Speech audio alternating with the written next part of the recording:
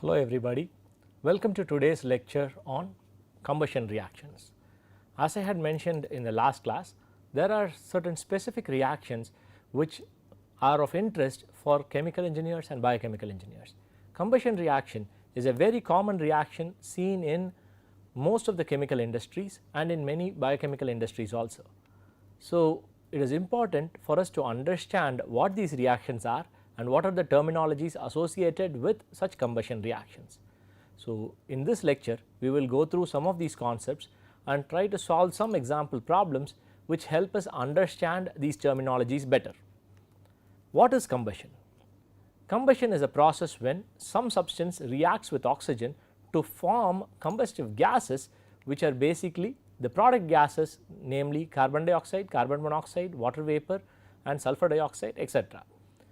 So, the products which are formed here, which are carbon dioxide, carbon monoxide and all, are usually cheaper than the reactants. This is because the reactants which are taking part in the reaction are usually fuels, and the fuels are very expensive. So, why is this important then? This is because the fuels which are burnt release energy. This energy which is released is used for different processes in many of the industries. Some common examples would be where coal or heating oil or natural gas is burnt to generate electricity, engines where combustion of petrol or diesel is happening so that it can be converted to kinetic energy. So, these are certain processes where combustion reactions are of critical importance. In addition to fuel, combustion can happen only in the presence of oxygen.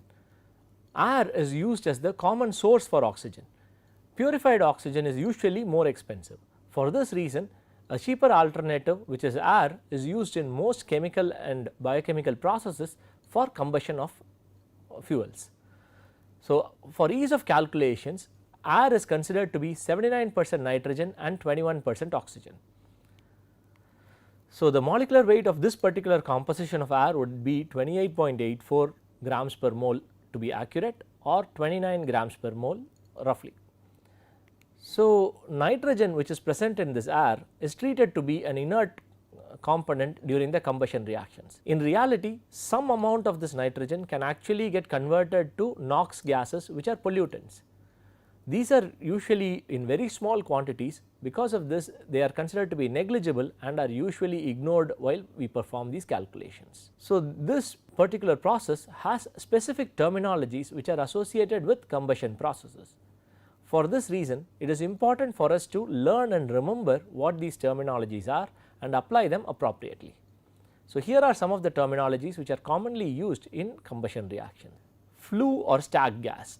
So, flue or stack gas is the combination of all the gases that are resulting from the combustion. This includes the water vapor which is formed. It is also called as the wet basis, based on which calculations can be performed. You also have another terminology which is Orsat analysis or dry basis. Here all the combustion gases are taken into account except for water vapor. You have complete combustion, which represents that all the carbon is converted to carbon dioxide, sulfur is converted to SO2 and hydrogen is converted to water vapor. Only when this reaction goes to completion, these particular product gases are formed. So, you have partial combustion where some of the carbon can be left as carbon monoxide instead of being converted to carbon dioxide. Another terminology which is commonly used in combustion reactions is theoretical air or oxygen.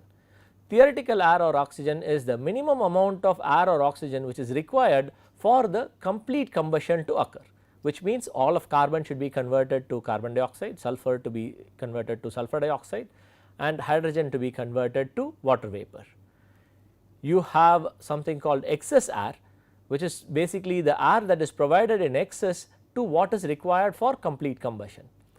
In general, fuel is a lot more expensive than air. So, this would mean supplying air in excess would ensure that the fuel, which is the limiting reactant, is fully consumed. So, thereby utilizing the most out of the fuel. For this reason, air is almost always supplied in excess. So, excess air is actually calculated based on how much fuel can be burnt, basically how much fuel is available for the combustion reaction, rather than how much fuel is actually burnt during the combustion reaction that is being studied. These two terms, theoretical air or oxygen and excess air, are actually calculated based on the assumption that complete combustion happens. This means even if carbon monoxide and carbon dioxide are both formed in a reaction, in reality, however, we should calculate these theoretical terms of theoretical air and excess air based on reactions happening in a way that all of carbon is converted to carbon dioxide, which is what complete combustion is. So, we also mentioned wet and dry basis when we looked at this. What do we mean by this? Wet basis is basically composition of a gas which is leaving the system, which includes water vapor. So, usually mole fractions or mole percentages are given. So, the total number of moles includes the number of moles of water vapor which is leaving the system. You also have dry basis, in which the compositions are given as mole fractions or mole percentages, where the same gas is accounted for. However, the total mass total moles does not account for the moles of water vapor. Here is an example just to illustrate this. If you have a gas which contains 33.33% nitrogen, 33.33% oxygen and 33.34% water vapor, then this is called as the wet basis. So, it can also be written as 50% nitrogen and 50% oxygen based on dry basis. This is because if we were to assume 100 moles of the total gas, you would have had 33.33% nitrogen, 33.33 moles nitrogen and 33.33 moles of oxygen and 33.34 moles of water vapor. So, when we calculate dry basis, we ignore the 33.34 moles of water vapor and we perform the composition calculations only based on the amount of nitrogen and oxygen, which would be 33.33 moles each. This would result in 33.33 divided by 66.66 for both nitrogen and oxygen, giving you mole fractions of 0.5 or mole percentages of 50%, which is what is the dry basis. ORSAT analysis is a traditional technique which is used for analyzing flue gases. So, this technique will only give you dry basis. So, what happens here is a fixed volume of a sample gas is passed through specific solutions which can absorb certain gases.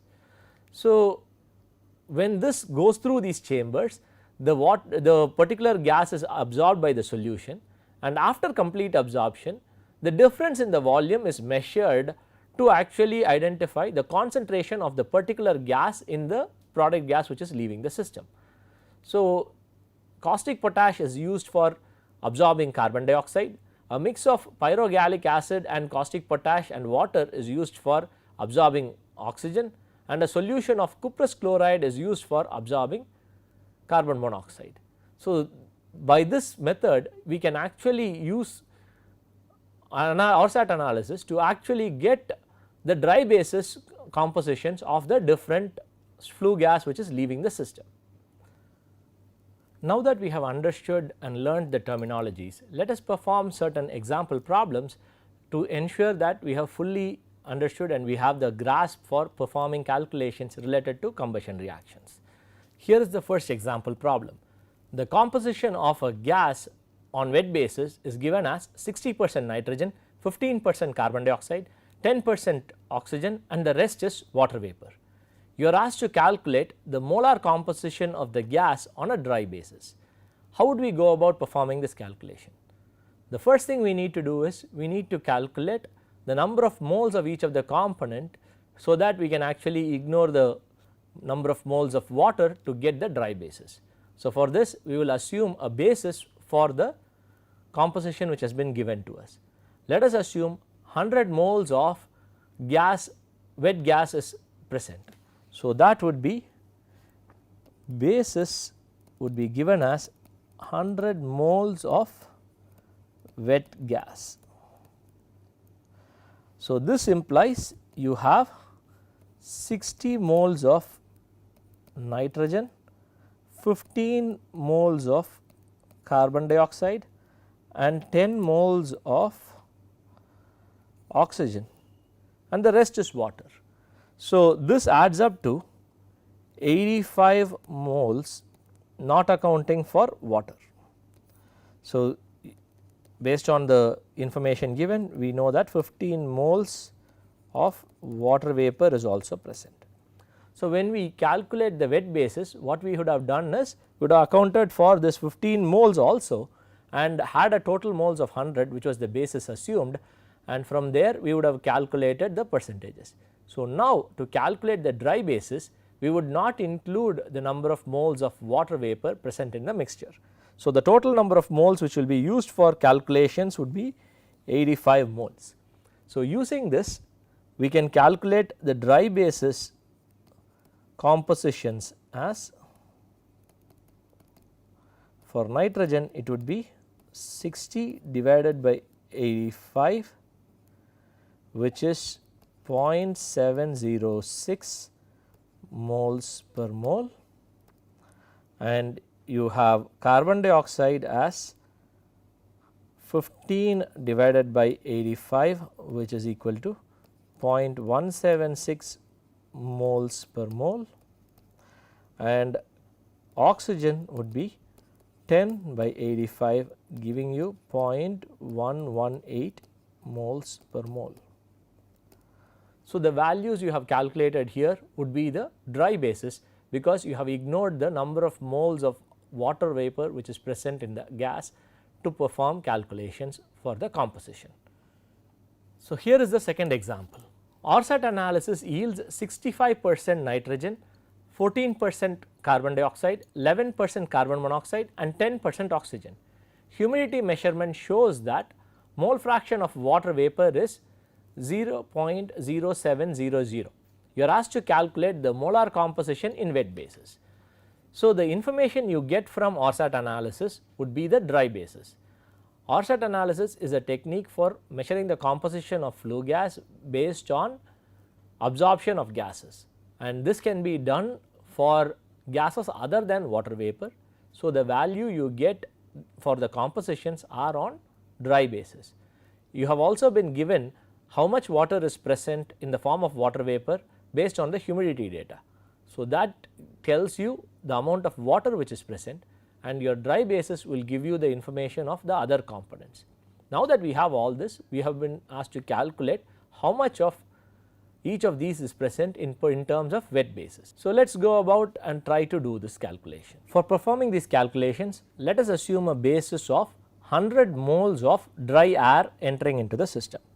So, basis would be 100 moles of dry air. So, based on the humidity data, we know that mole fraction of water is equal to 0.0700 moles of water per mole of wet air. So, this can be converted to moles of water per moles of dry air. So, because only then we will be able to use the values for the basis easily. So, we have the information for amount of water, which means the amount of the fraction of the other components in the wet air would be 0.930 moles of dry air per mole of wet air. So, using this we can calculate the mole fraction of water per, using this we can calculate the mole ratio of water to dry air. So, which would be 0.0700 divided by 0.930, giving you a value of 0.0753 moles of water per mole of dry air. Now that we know the amount of water present per mole of dry air, we can calculate the number of moles of water present for 100 moles of dry air, which is the basis used. So, 100 moles of dry air would contain 0.0753 times 100 moles of water, which is 7.53 moles of water. So, based on the RSAT analysis, we know that the 100 moles of dry air actually is constituted by 65 moles of nitrogen, 14 moles of carbon dioxide, 11 moles of carbon monoxide and 10 moles of oxygen. So, now in addition to this we have 7.53 moles of water vapor. So, for performing wet basis we need to calculate the total number of moles of this mixture including water vapor. So, which adds up to 107.53 moles. So, the wet basis calculations for each of these components would be as follows. You have nitrogen which would be 65 divided by 107.53, carbon dioxide would be 14 divided by 107.53 and carbon monoxide would be 11 divided by 107.53, oxygen would be 10 divided by 107.53 and water vapor would be 7.53 divided by 107.53. These fractions represent the mole fractions of each of the component on wet basis. So, by performing these calculations we have converted dry basis into wet basis. Moving on to the next problem. Here is another example where you are asked to calculate percent excess of air. As I mentioned, air is usually supplied in excess and here you have been asked to calculate how much excess is the air which is being supplied. 100 moles of butane and 5000 moles per hour of air are fed into a combustion reactor. You are asked to calculate the percentage excess of air. So, before we do that we need to understand the stoichiometry for this reaction. Butane would be C4H10. This reacts with oxygen to form carbon dioxide and water vapor. So, we will assume complete combustion, which means only carbon dioxide and water vapor are formed. You do not have carbon monoxide which is being formed. So, this is not a balanced equation. We now need to balance this equation. So, we have 4 atoms of carbon taking part in the reaction. So, we need to have at least 4 atoms of carbon which is being produced. So, now carbon is balanced. If we were to balance hydrogen, we would have to add a 5 as a stoichiometric coefficient for water. So, thereby 10 atoms of hydrogen coming in and 10 atoms of hydrogen leaving.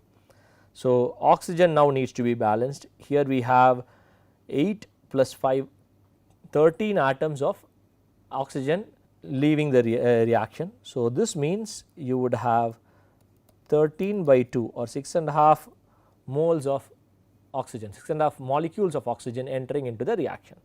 So, this is the balanced equation. So, this means theoretically how much oxygen is required.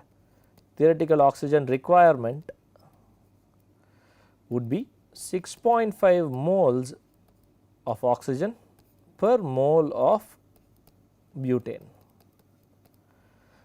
So, here you have 100 moles per hour of butane being supplied.